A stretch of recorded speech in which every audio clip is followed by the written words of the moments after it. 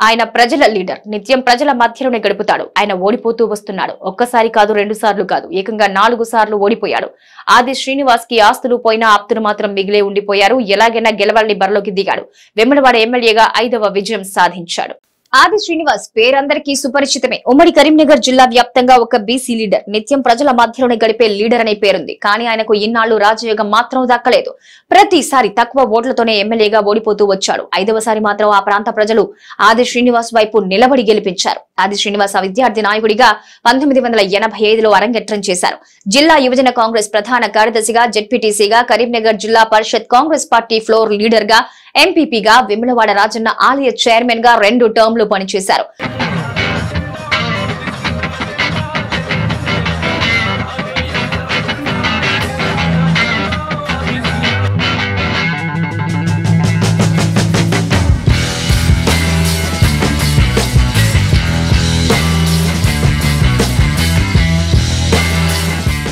వాడ నియోజకవర్గం ఏర్పడిన 2009 నుంచి ఆది శ్రీనివాస్ పోటీ చేస్తూ వస్తున్నాడు. 4 సార్లు పోటీ చేసి ఓడిపోయిన ఆది శ్రీనివాస్ ను 2023లో 5వసారి మాత్రం ప్రజలు గెలిపించారు.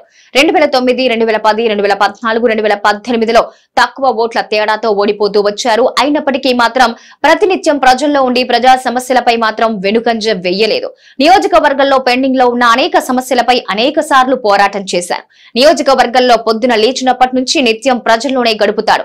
4 సార్లు పోటీ చేయడంతో ఆయనకున్న ఆస్తులు మాత్రం కోల్పోయారు. ఎంత ఇబ్బందుల్లో ఉన్నప్పటికీ తన ఆప్తులను మాత్రం కోల్పోకుండా ఉండిపోవడంతో పాటు ఆయన ఆప్తులే గెలిపిస్తారనే ప్రచారానికి వెళ్లిన ప్రతి గ్రామంలో చెప్పారు. అంతేకాకుండా ప్రతి ఊర్లో చాలా మంది కన్నీళ్లు తెచ్చుకుని ఖర్చుల కోసం కూడా కార్యకర్తలే, ప్రజలే కొంత డబ్బులు సమకూర్చి గెలిపించుకున్నారు. అంతేకాకుండా కాబోయే సీఎం రేవంత్ రెడ్డికి అత్యంత సన్నిహితుడిగా మంచి పేరుంది.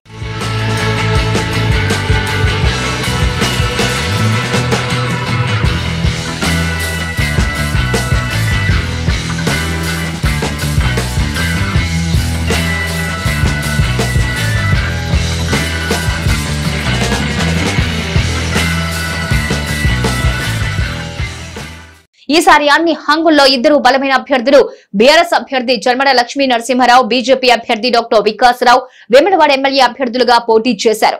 ఒకరు మాజీ మంత్రి కుమారులు కాగా మరొకరు మాజీ గవర్నర్ కుమారులు. ఇద్దరు కూడా బలమైన పోటీ ఇచ్చినప్పటికీ ఆది శ్రీనివాస్ 14,000కు పైచీలకు తేడా ఓట్లతో గెలుపొందారు. అంతేకాకుండా 20 తరువాత వెములవాడ ప్రాంతంపై మళ్లీ కాంగ్రెస్ జెండా ఎగిరింది.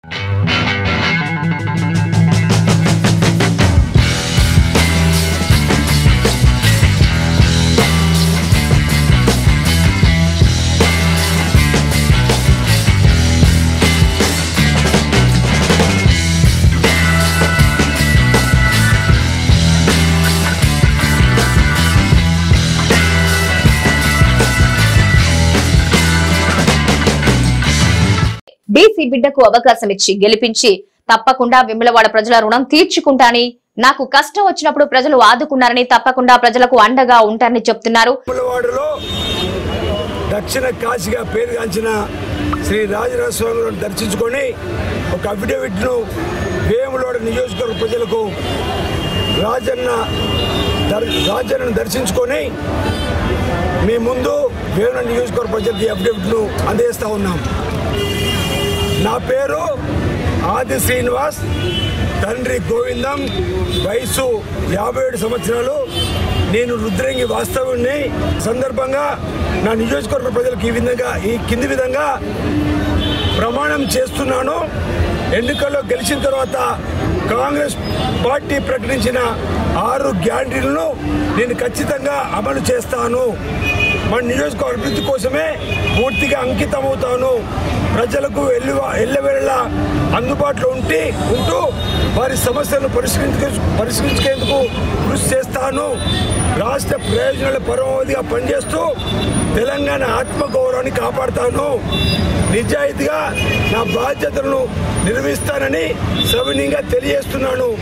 అవినీతికి ఏమాత్రం తావు లేకుండా పారదర్శకంగా పనిచేస్తూ తెలంగాణ ప్రగతి కోసం కృషి చేస్తానని ప్రతిజ్ఞ చేస్తున్నాను. పైన పేర్కొన్న విషయాలన్నిటికీ సదా కట్టుబడి ఉంటానని వేములవాడ నియోజకవర్గ ప్రజల ప్రయోజనం దృష్టిలో ఉంచుకొని నడుచుకుంటానని ఈ అఫిడవిట్తో మీకు హామీ ఇస్తున్నాను. వేములవాడ నియోజకవర్గ ప్రజలారా.